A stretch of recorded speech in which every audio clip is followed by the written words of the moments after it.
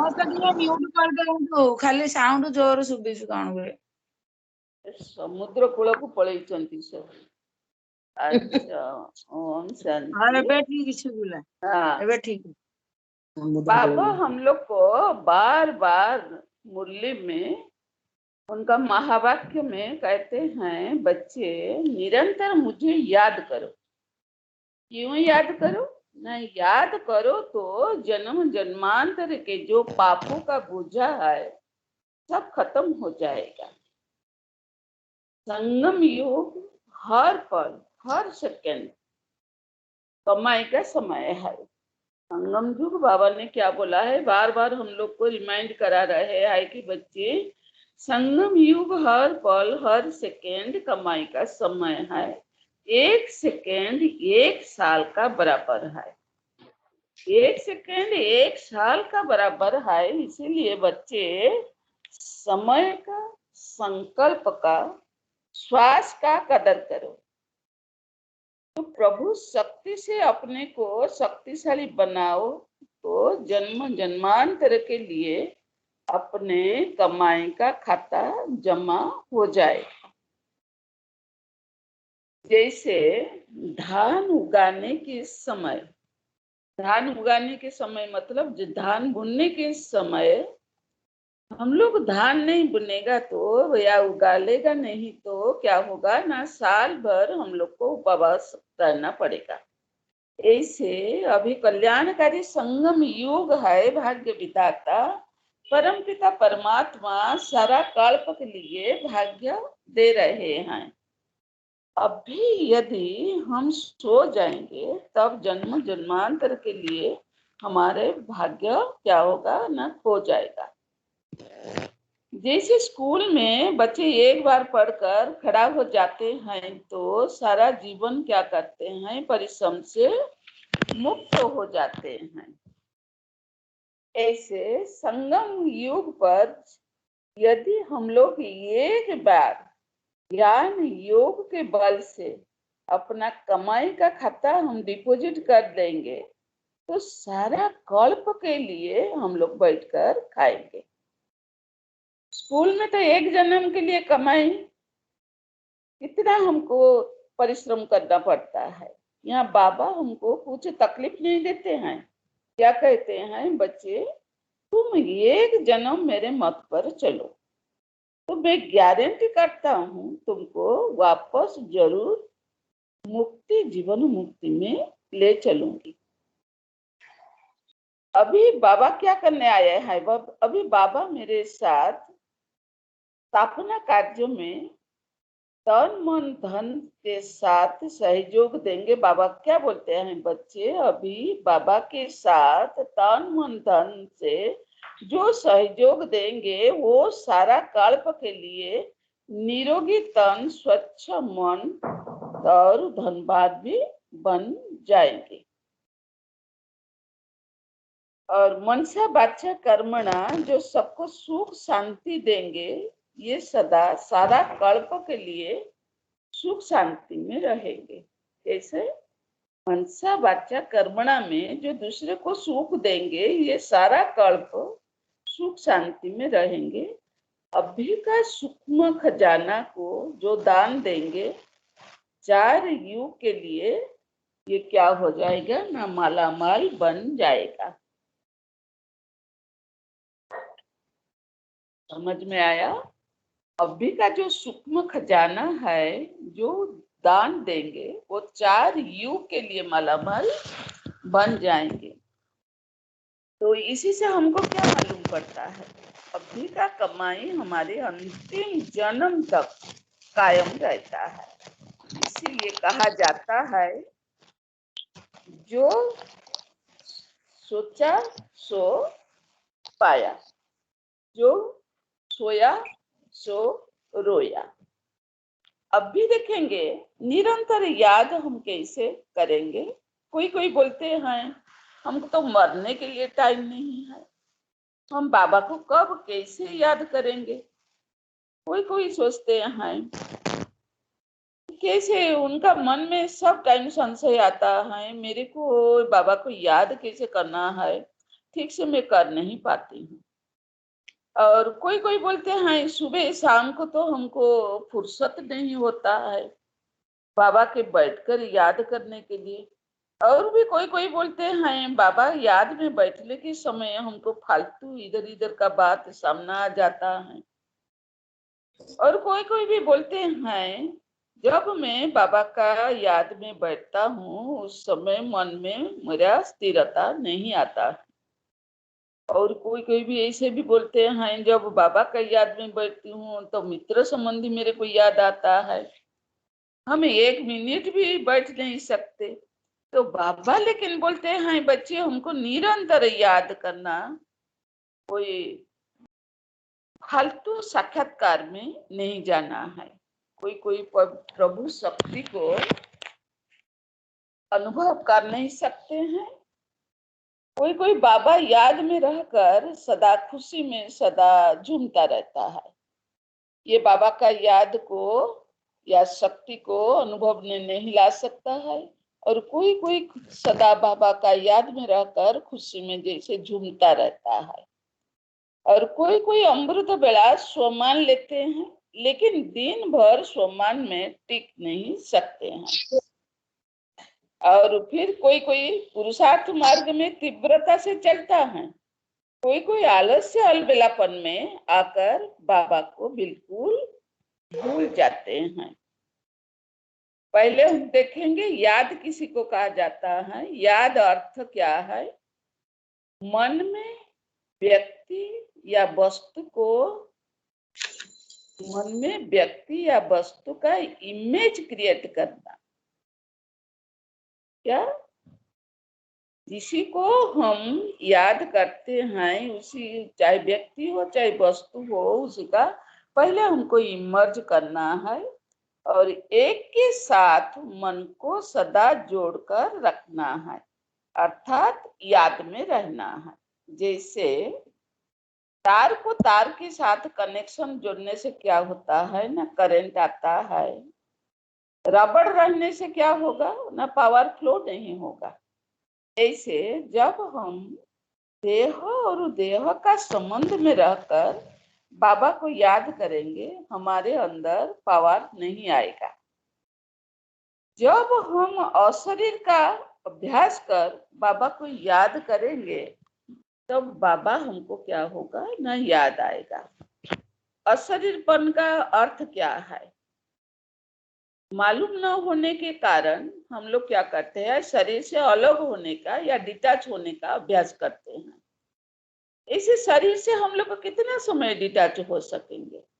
विधि रूप में तो हम निरंतर रह नहीं पाएंगे क्योंकि हम तो कर्मयोगी है ना। यह योग का नाम ही है क्या ना, प्राचीन सहज राजयोग। इसी को प्राचीन क्यों कहा जाता है? यह योग सबसे पुराना सबसे सहज योग है। ऐसे हम लोग देखते हैं पत्नी अपनी पति को, बच्चा अपने माँ को, साथी अपने साथी को याद करने के लिए स्वतंत्र एक जगह पर बैठकर याद नहीं करते। कैसे याद करते हैं? चलते फिरते खाते पीते याद ऑटोमेटिकली करते हैं। ऐसे परमात्मा को याद करने के लिए हमको कोई स्थान काल पात्र वयस का तारतम्य कुछ जरूरत नहीं है। स्वतंत्र जगह भी बैठकर हमको बाबा को याद करने का कुछ जरूरत नहीं है। आप देखते हैं जब भी बच्चा जन्म होते हैं तभी अपना मम्मी को तो वे देखा नहीं कि पहचाना नहीं, फिर भी ये क्या होता है, अपने मम्मी को दूध खाने के लिए बुलाते हैं। उसी को तो मम्मा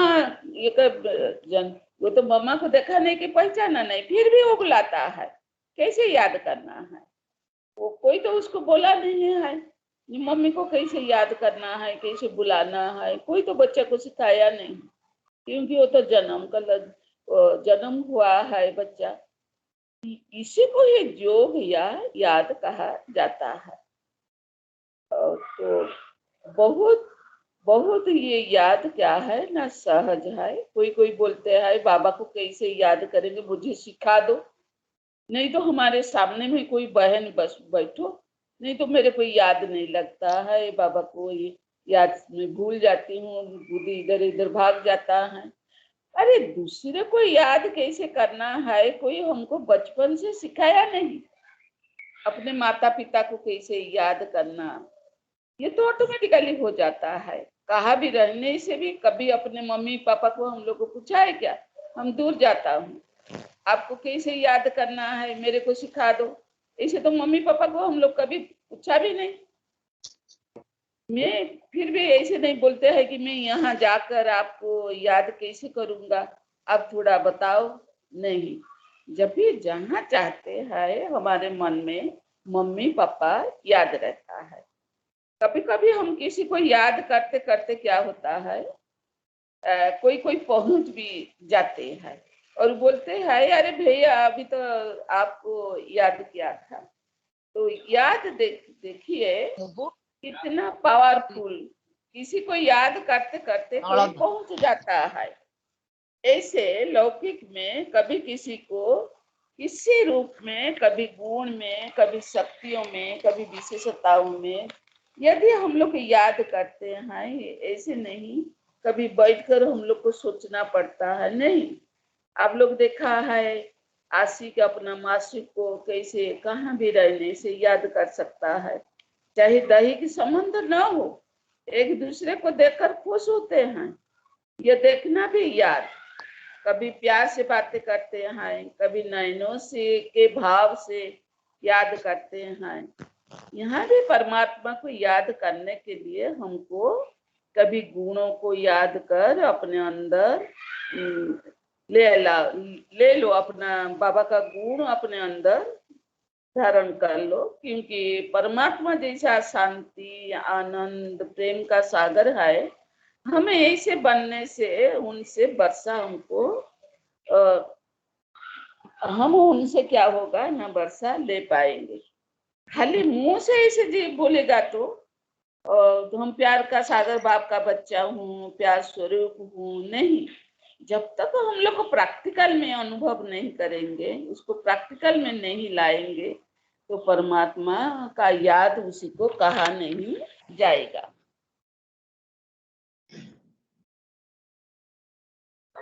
जैसे फोन में हम लोग बात करने के साथ समय कोई तीसरा व्यक्ति फोन में आ जाता है तो उसको क्या होता है, एंगेज शो करेगा। हम एक दो के साथ बातचीत करते रहते हैं, तीसरा व्यक्ति कोई बात करने के लिए फोन करेगा तो वो एंगेज शो करेगा। ऑटोमेटिकली फोन क्या होगा ना, एंगेज शो दिखाएगा तो वो फोन को भी काट देंगे। ऐसे हमारे मन जो परमात्मा के साथ लगा रहेगा तो बीच में माया रूपी रावण हमारे मन के अंदर आ नहीं सकेगा। थोड़ा खाली समय देखने से क्या होगा, माया मौसी अंदर आ जाएगा। माया क्या हो जाएगा, मौसी बन जाएगा। तभी खालीपन देखेगा तो माया हमारा मौसी बन जाएगा। आप लोग देखते हैं मौसी कितना मीठी मीठी बात बोलते हैं, अपना माया भी रूप से आपको खरीद कर लेगा। इसीलिए बाबा ने बोला है बच्चे बाबा को निरंतर याद करो। यह योग है, ये कर्म योग है, बुद्धि का योग है, ज्ञान का योग है। हम कर्म करते बाबा को बुद्धि से याद कर सकेंगे। इसीलिए कहा जाता है हाथ में काम करते दिल में बाबा को याद करो।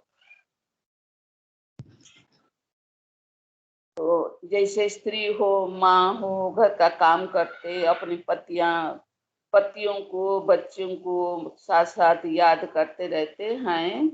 कर्म अलग याद अलग करके करने से हम गृहस्थी है ना, हमको क्या है ना, हमको समय नहीं मिलेगा। इसीलिए जितना हो सके हाथ कार दे दिल याद दे। हाथ में काम करो, दिल में क्या करो ना, बाबा को याद करो। बाबा कहते हैं बच्चे बिंदी रूप में स्थित हो जाओ। अभी अभी साकारी, अभी अभी आकारी, अभी अभी निराकारी स्थिति में स्थित हो करके बाबा को याद करो। कभी अपने स्थिति में, कभी सोमान में, कभी स्वराज का, कभी स्वदर्शन चक्र को घुमाओ, कभी सर्व संबंध, कभी बाबा कमरा में चला जाओ। बाबा के साथ क्या करना है, यह रुहान करो। बाबा कहते हैं हरदम हर सेकंड में अपना याद का यात्रा को चेंज करो। एक ही में भी बाबा को याद नहीं करो, हरदम हर सेकंड में जो याद का यात्रा है ना, हम लोग को चेंज करना है। तो मन को मौज कर याद करो। ऐसे नहीं मन जैसे विरक्ति हो जाएगा। तो कभी कभी बाबा का नयन का नूर बन जाओ, कभी कभी सिर का ताज बन जाओ, कभी कभी बच्चा बन करके बाबा का गोद में बैठ जाओ, कभी बाबा का साथ व्यापार करो। अपने पुराना स्वभाव संस्कार को बाबा के साथ क्या करना है, एक्सचेंज करो। खाना बनाने के समय, खाना खाने के समय बाबा को साथ में रखो। घूमने के समय बाबा को साथी बना लो। परिस्थिति के समय बाबा को क्या करना है ना, सामना में रखो। कभी निराकारी, कभी निरहंकारी, कभी निर्विकारी बनने का प्रैक्टिस करो। कभी अपना खजाना का दान दो, कभी दूसरे के गुण को उठाओ, कभी लगन में मगन हो जाओ, कभी अंतर्मुखी अवस्था को अनुभव में लाओ, कभी सागर के नीचे चले जाओ। रत्न सब संग्रह करो। सागर का बाबा है सागर ना, बाबा सागर के नीचे चला जाओ। सागर के नीचे में क्या है, सब रत्न डिपोजिट है। तो हम सागर का नीचे जितना जाएगा, जितना अंतर्मुखी बनेगा, इतना रत्न भी हम लोग संग्रह कर सकेंगे। कभी गुण का, कभी ज्ञान का, कभी शक्तियों का। दूसरे को भी कुछ दान देना है। कभी आत्मिक दृष्टि को पक्का कराओ। आत्मिक दृष्टि को पक्का कराएंगे तो कभी वृत्ति का ऊपर में, कभी आत्मिक दृष्टि का ऊपर में ध्यान दो, कभी वृत्ति का ऊपर में ध्यान दो, कभी बुद्धि रूपी घर को देखो, कभी बुद्धि है घर ना, कभी बुद्धि रूपी घर को देखो, कितना रत्नों से हम बुद्धि में भरा हुआ है। कभी मन को झांक करके भी देखो, मन कितना स्वच्छ पवित्र हो गया है। और तन बुद्धि में एक, और मन और बुद्धि में एक बाबा के सिवाय और कोई याद तो नहीं आता है। इसी को भी हम लोग को बार बार ध्यान देना है। ऐसे ऐसे वेराइटी यादगार हमको अनुभव में लाना है। आप डेली आलू भरता खाएंगे तो आपको तो अच्छा नहीं लगेगा ना। डेली डेली कितना आलू भरता आप खाएंगे। तो आलू को हम लोग क्या करता है, वेराइटी बना लेते हैं। कभी भाजी बना लेते हैं, कभी सब्जी बना लेते हैं, और कभी क्या क्या ऐसे अदली बदली करके हम लोग खा लेते हैं। तो आलू इसीलिए हम डेली खाने से भी हम लोग को बोर नहीं लगता है। ऐसे आप मन को डेली हर सेकेंड कुछ ना कुछ वेराइटी, कभी ज्ञान रूपी खाना खिलाओ और उसी में मर्ज हो जाओ। अपने प्रैक्टिकल जीवन में उसको लाओ। तो आपका जीवन क्या होगा, निराश उदास अनुभव नहीं होगा। जीवन जैसे हम लोग को एंजॉय करते हैं, डेली खुशी उमंग उत्साह में भर जाएगा। अपने अंदर हिम्मत आ जाएगा। हर श्वास श्वास हमको क्या करना है, बाबा के सिवाय किसी को भी याद नहीं करना है। कभी कभी कोई बच्चा लोग बिंदी रूप में स्थित होना अभ्यास करते हैं। एकांतवासी होना अर्थात एक का लगन में मगन होना। मेरा तो एक शिव बाबा, दूसरा न कोई। बिंदी रूप में स्थित होने से क्या होगा, ना, ये है मनुष्य का लास्ट स्टेज। ये अच्छा स्टेज है, लेकिन बिंदी रूप में कितना समय हम टिक सकेंगे? बिंदी रूप में टिक कर कर्म तो कर नहीं सकेंगे, रास्ता पर तो जा नहीं सकेंगे, एक्सीडेंट हो जाएगा। इसीलिए बाबा को क्या करना है ना, चलते फिरते याद करने का हम लोग को अभ्यास करना है। कभी कभी बच्चे लोग टू मच ध्यान दीदार में चले जाते हैं। प्रभु एक सेकंड हमको साक्षात्कार करेंगे तो हम आपका ऊपर में बलि चढ़ जाएंगे। कोई गला काटने के लिए भी तैयार हो जाते हैं। लेकिन ध्यान रखना है, साक्षात्कार से थोड़ा समय हमारे मन खुशी होता है, लेकिन इसी से अपना पाप हमारा नाश नहीं होता है। साक्षात्कार होने से भी आपको समझ में नहीं आएगा, क्योंकि बाबा तो बिंदी है। बिंदु का साक्षात्कार होने से क्या फायदा? तो बाबा को याद करने से, बाबा को याद करने के लिए हमको क्या करना है? पहले हमको देह का संबंध, रंग, रूप, गंध से बुद्धि योग को हटाकर अपने को आत्मा जो है जैसे हैं समझकर उसी रूप में स्थित रहने का अभ्यास करना है। इसीलिए बाबा ने बोला है क्या? बच्चे मनमना भव मध्यांजी भव। कभी बाबा याद में बैठ जाओ, कभी सतयुग को याद करो। बाबा हम लोग को बोलते हैं बच्चे कभी चिट्ठी नहीं लिखते हैं। बच्चे को चिट्ठी नहीं आने से बाबा सोचते हैं शायद बच्चा मर गया। इसीलिए बाबा कहते हैं बच्चे बाबा को चिट्ठी जरूर लिखो। तो अब बाबा को मालूम पड़ेगा कि बच्चा बाबा को याद करता है। चिट्ठी में कैसे लिखना है? कुछ नहीं लिखो, सिर्फ ओके लिखो। ओ माना बाबा, के माना किंगडम, अर्थात सतयुग।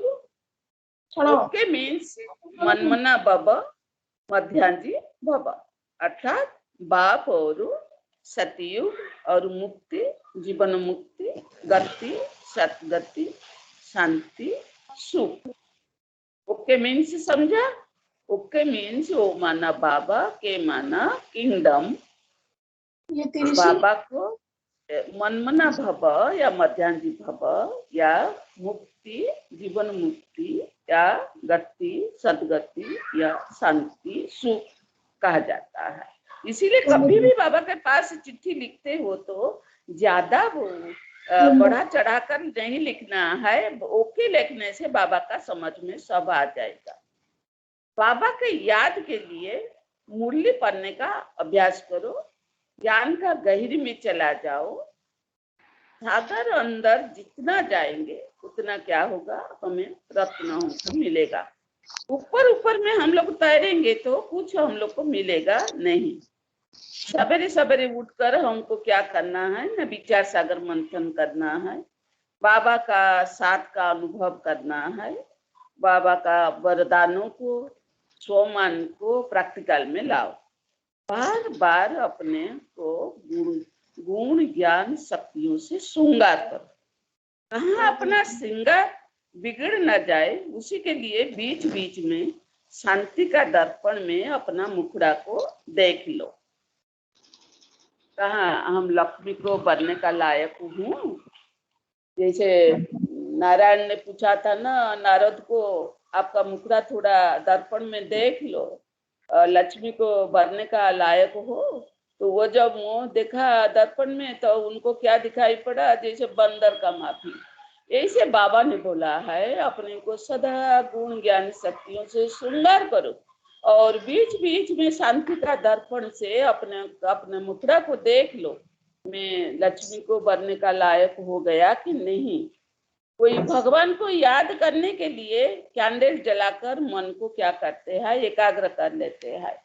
कोई सामना में मूर्ति रख करके मन को एकाग्र करते हैं, कोई फूल को, कोई तारका को, कोई अपने गुरुओं को सामने में रख करके याद करते हैं, कोई अपने शरीर को कष्ट देते हैं। लेकिन ये सबसे ऊंच क्या है न प्राचीन न सहज राजयोग, जिस योग को ही परमात्मा आकर संगम युग में मनुष्य आत्माओं को सिखाया था। ये योग सहज है लेकिन काम उसी का पावरफुल है। इसी में अपना पाप भस्म होता है, मुक्ति जीवन मुक्ति को हम लोग पाते हैं, राजाओं का राजा बन जाते हैं, प्रभु का सानिध्य का हम लोग को अनुभव कर लेते हैं, कर्मातीत अवस्था को प्राप्त करते हैं, वाणी से परे जाने के लिए हम लोग को अभ्यास भी करते हैं, अशरीरपन का अभ्यास करते हैं, और न्यारा प्यारा रहने का भी हम लोग को अनुभव में आता है। इसलिए ये योग इतना सहज भी है और इतना प्रसिद्ध है। ये योग सीखने के लिए विदेश से भारत में लोग आते हैं मुनि ऋषियों के पास ये योग सीखने के लिए। लेकिन वो योग तो मुनि ऋषि सिखाया नहीं था, ये योग तो स्वयं परमात्मा सिखाया है। अभी वो संगम पर वो सहज राजयोग बाबा ने आकर हमको इतना सहज सरल से सिखाते हैं, जो गृहस्थ में रह करके हम लोग अपना परिवार के साथ रहेंगे, कमल फूल समान न्यारा प्यारा रहेंगे, और जन्म जन्मांतर के लिए पाप का को भी भस्म करेंगे और अपना लक्ष्य का स्थल में पहुंच सकेंगे, अर्थात विश्व का महाराजा महारानी बन सकेंगे। अच्छा, ओम शांति। ओम शांति।